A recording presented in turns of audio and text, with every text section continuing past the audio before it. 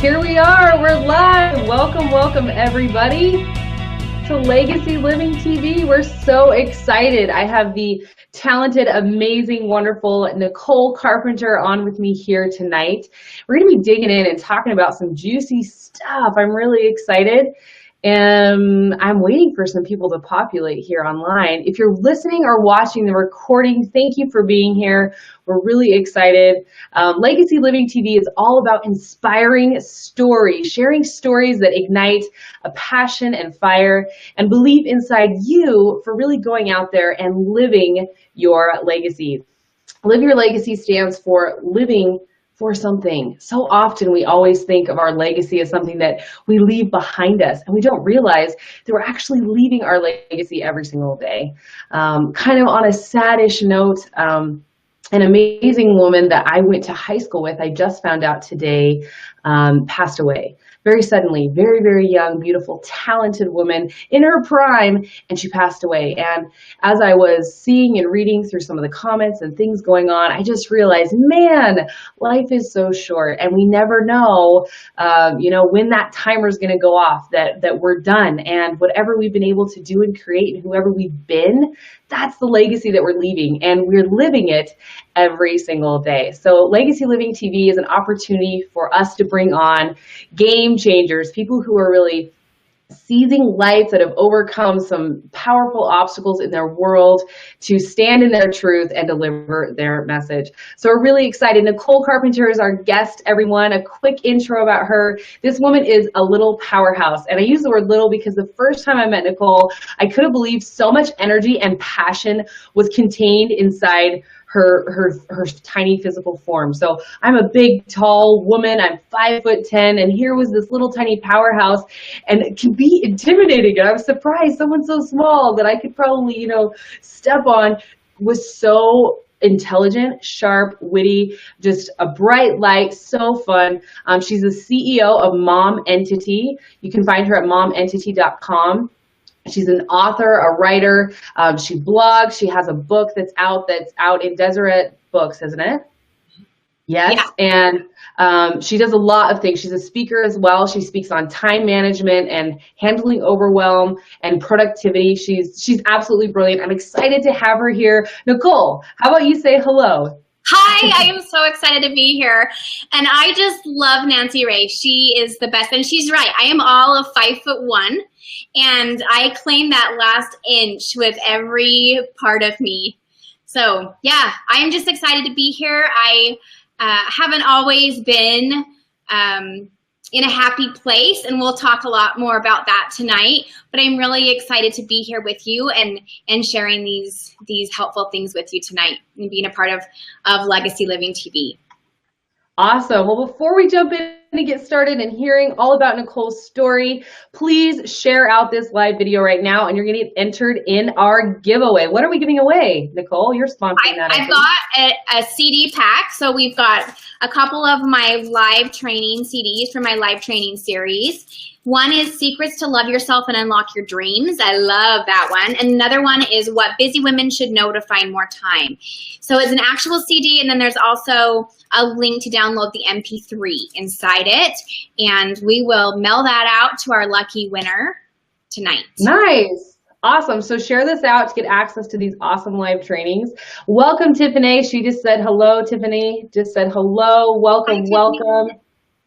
Awesome. We've got quite a few people jumping on here now. So let's jump in and get started. So Nicole, I would love to hear a little bit about your story of what really got you moving in this direction. You shared with me, that there was a time where you refusing to live your dreams almost ruined your actual life. So I'd love to dig in and start hearing more of that backstory. Absolutely.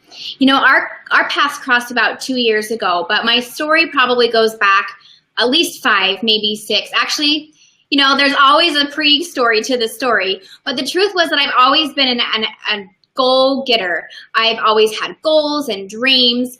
I have a college degree. I always intended on using it. I had all of these hopes. And then I met my perfect man. We got married. We started our family. And what I found was that my goals changed when I found myself pregnant with our first child. And I realized that I did want to embrace the mom thing and be a mom to her. And so I changed my goals up a bit, and I tried to use my degree where I could and be the mom that I wanted to be. And then fast forward, we decided to add to our family. So we had my daughter, who was 4, my son, who was 2, and we decided that we wanted to add one more baby to our family. And that one baby was quite a surprise, because I found myself laying on my back in my doctor's office, looking at a black and white fuzzy monitor and seeing 2 heartbeats. So in that moment, things changed, and I absolutely had to put all of my dreams on the back burner and just get those babies here healthy and then raise those kids. I had 4 kids, 5 years old and younger, which isn't uncommon. Many women have a lot more struggles than that. Our journeys are all different, but it doesn't matter what our journey looks like. We can often find ourselves in a dark place. And that's where I ended up when those twins were about 18 months old, after we were out of that survival area, that when they could finally sleep on schedule and eat on schedule, they could sit up and play with toys. And I had a little bit of more free time, and I took a moment to breathe, and I looked around at my life, and I realized that I loved my life. I loved my husband. I loved my kids. I had a cute home in a great neighborhood, but I no longer loved myself in my life. I was quite miserable and on the verge of depression, and it took me completely out of my life. I stopped engaging with my kids. I didn't want to play with them. I looked to Facebook and other sources as an out, and would rather have my face in my phone all day than engage with my kids.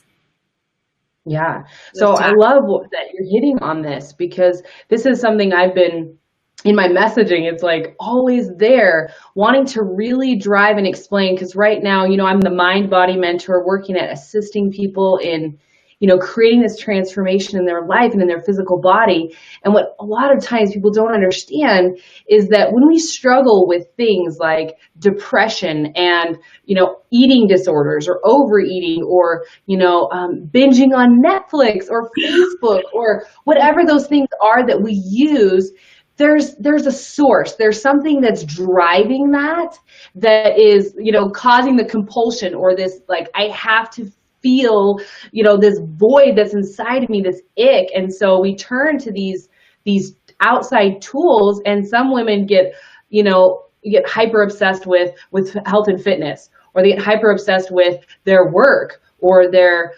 homemaking, or their kids' athletics. They throw their life into that, and they use it as a way of distracting themselves from what's really going on inside, which when we check in, sometimes we realize I'm not living in alignment with what I really know to be true for me.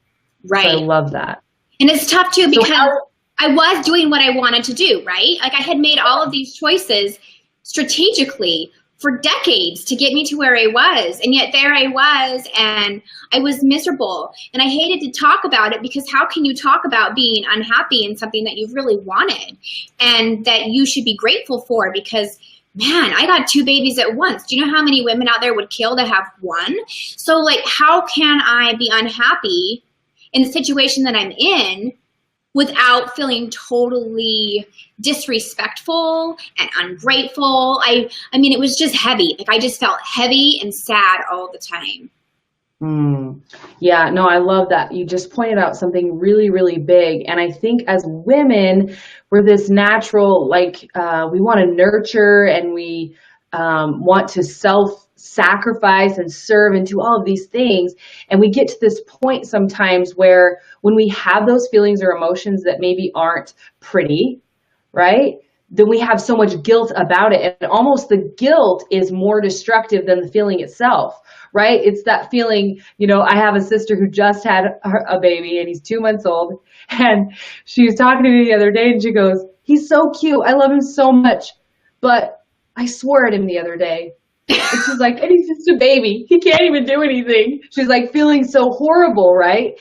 And sometimes we forget that we're human, and that things are relative, and certainly, like, there are women that would love to have the challenge of two babies at once. But that doesn't minimize the emotion. It's never really about like the physical condition. It's about the emotion, and what the emotion really is. It was, you know, and you know this, right? But it's our spirit saying, hey, pay attention. We're just off track a tiny bit. We just need to get back aligned.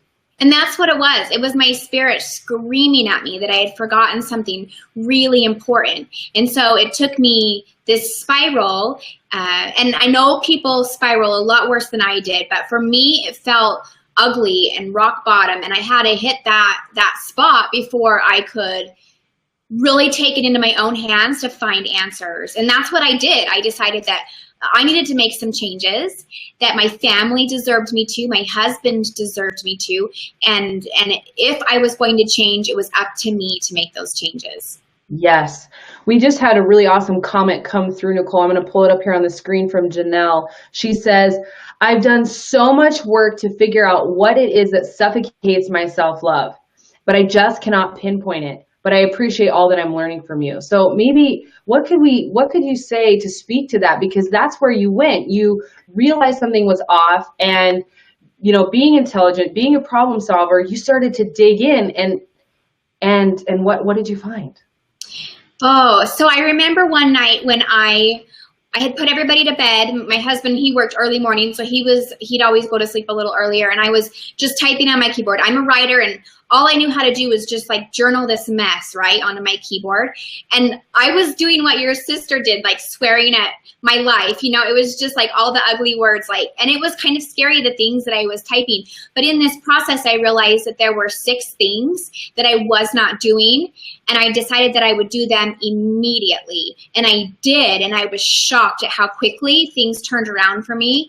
And that's why I do what I do now. I based my company, Mom Entity, on these 6 principles, because I really believe that when we implement these 6 things, we can find our identity in motherhood. We can find that purpose and reconnect with our own value. And a couple of these things, they play to that self-love of how do we figure out that self-love.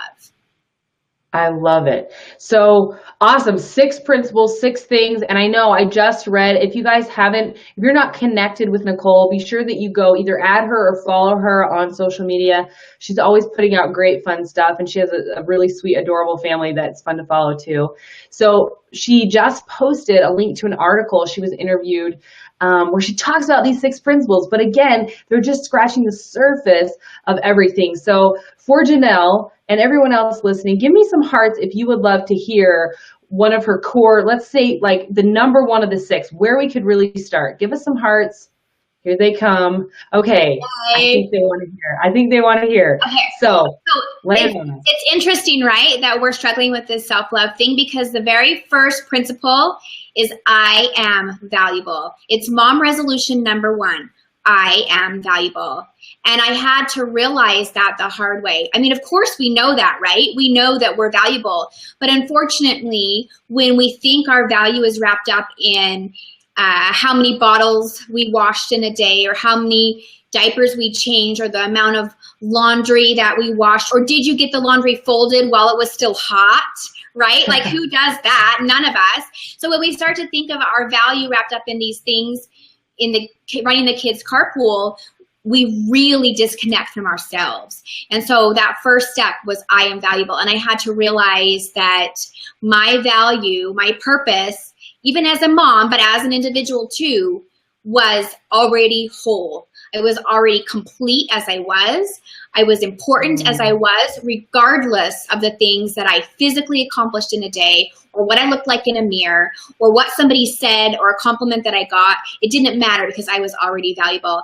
And Janelle, I remember one thing that I did in this very beginning stage is I put lip gloss on. And my husband, we were sitting down at dinner, and he looks at me and he's like, "You're wearing a lip gloss." And like, now that's not strange, because I do it all the time. But when I was drowning, yeah, I didn't take any time for myself. And he said, "Why are you wearing lip gloss?"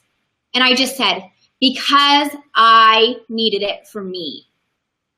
So maybe that's where you can start. It's just a little bit of lip gloss, or some clean clothes. And if you can't do clean clothes, then maybe clean yoga pants, right? Like baby steps, right? Yeah.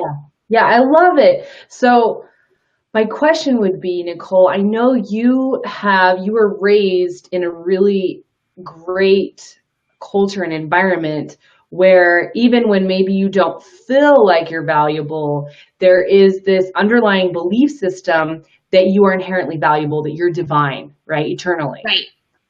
So for people, for viewers that maybe weren't raised in that environment and maybe were raised in conditions where their worth and value really was determined by like how many boxes they checked or their grade on the report card, where can they start in developing, maybe going from somewhere where they're like, I don't even know if my life even really matters that much, to Right. really start to foster the like, I'm even worthy to put on lip gloss today. Where can Okay. we start? Well, that's kind of a complicated question. And for those of us that did grow up in an environment where we had an idea of where our value came from, I think even for those of us that come from that background, we still get caught up in our accomplishments, right? So I think this is important no matter what our background is. Maybe we're coming from a different place, but it's still the same.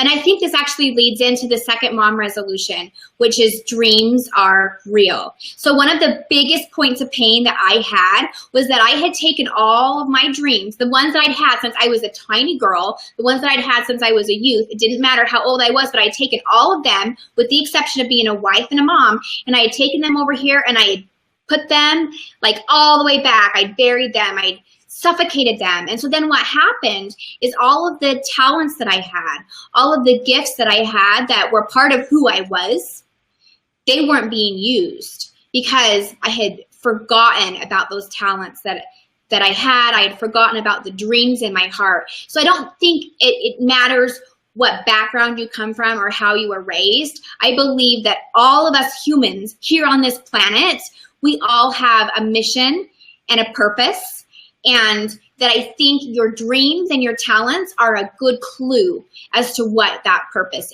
is. I love it. Yes. Yes. And,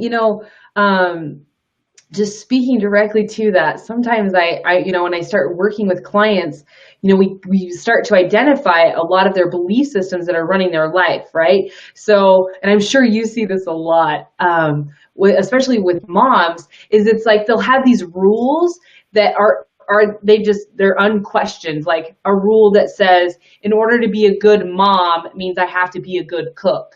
Like that's somehow synonymous, right? Right. And so if it's not their passion or their talent, they end every day feeling like a failure, and they try to like force themselves to be good in that area or whatever, right? Mm-hmm. And so as I've been working with clients, sometimes I'll see like we start to identify the past belief systems they have that are similar to this. And one of the ones that I hit on and we bump up a little bit against is back to that, like having an inherent belief system that they're valuable. And this is what I like to say, because they use these excuses like, well, I just wasn't raised like believing that I was, a child of God or good enough or any of that stuff. And I always say, you know what? I really don't care what's true. I really don't care. I don't care if it's true that you are a child of God or not a child of God. I care about how you live when you believe it. When you believe that you're worthy and good enough, even if you aren't, which I really believe you are, Right. Even if you aren't, you show up like you're worthy. You set healthy boundaries that allow yourself to be treated like you're worthy. You shower, you take care of yourself, you fight for those dreams, right? Yeah. When you just do. So regardless of how hard it is sometimes to go, well, how do I just like develop this belief system? Just decide right now, like I'm drawing a line in the sand and I'm just deciding mom resolution number 1, right? I have value. I am valuable. Yeah. I love that. We all want to be happy, right? We want to create this happiness in our life. And we, like you said, we want to live this legacy. And many of us probably want it to be a positive legacy that we're leaving. Or if we're not already, that's why we're listening today, because we want to try to change that. So what I found about following our dreams and using our gifts and our talents in my own life, as well as the research that I did and all of the clients that I've worked with, that following our dreams encourages us to use our talents, which brings us happiness because we're doing the things that we love. And scientifically speaking, there's lots of different research studies that prove that just setting a goal and working towards it will bring you happiness. Whether you accomplish it or not, it doesn't really matter. It's the process of working towards something. So whether you have a big juicy goal like becoming an author like I did, or if your goal is tiny like growing a really awesome tomato plant. Like, it doesn't matter what your goal is. You just got to set one and work towards it and make sure it's utilizing your talents and your gifts. And so many people ask me, well, how do I even know what I'm good at? So one clue that I like to offer or suggest is think about the things that you do that seem super, super easy for you, that people say, wow, that is hard for me. Like, look, you're amazing. So sometimes the things that are our talents, we're so used to that we don't know that it's a talent. And that's why we feel like we're not a talented person. So ask somebody what your talents are, or think about the times when you were doing something and people sat back and were a little bit amazed by you because they can't do those things. That's a good clue. I love that. I love that. So when you were kind of hitting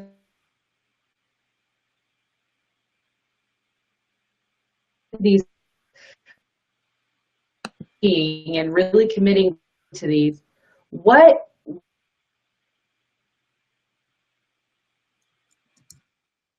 so excited and but then the next morning there are the diapers again, right? There's the laundry again. There's the the old story, the old pattern, the old commitments.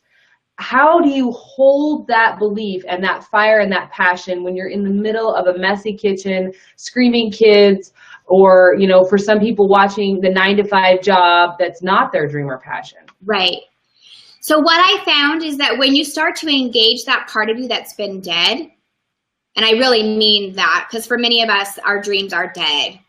When we engage that part of us, then the rest becomes bearable because we've relit the candle, right? So in our darkness, there's a little bit of light. And so then it makes the rest of the darkness a little bit brighter.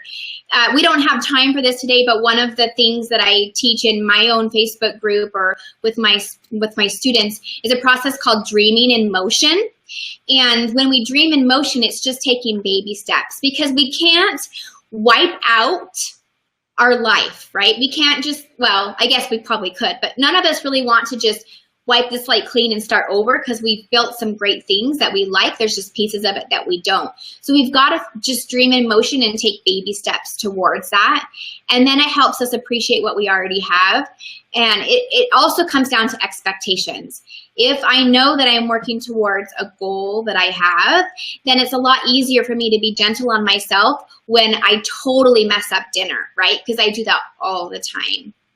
So we can be gentle in those areas that we totally fell in when we know that on the side, we're doing things that we love. Awesome. Love it. So I just threw a link up there for you guys called Mom Rally Mondays. That's one of the Facebook groups that Nicole runs. It's really fun. She goes live in there every Monday and does kind of this pep talk, I would say. It's really fun. She's got some great content in there. So you can jump over and request to be a part of that group. It's just Mom Rally Mondays. Is that right? Mm-hmm. Awesome. Yeah. Good. Now we're starting to near our end of our time here with amazing, fabulous Nicole Carpenter. I love all the things that she's teaching and talking about. As women in business, we have so many hats that we're wearing at any given time, and even men in business as well. All these things absolutely apply to dads and to men that are out there doing these same things. But we have all these hats that we're wearing, and sometimes it can become very, very stressful. So I wanted to throw this up here for you guys. If you want to head over to Nicole's website, momentity.com, you can get her Mom Relief Kit for free. Do you want to tell them a little bit about that, Nicole? Yeah, so remember these 6 resolutions that I told you literally changed my life?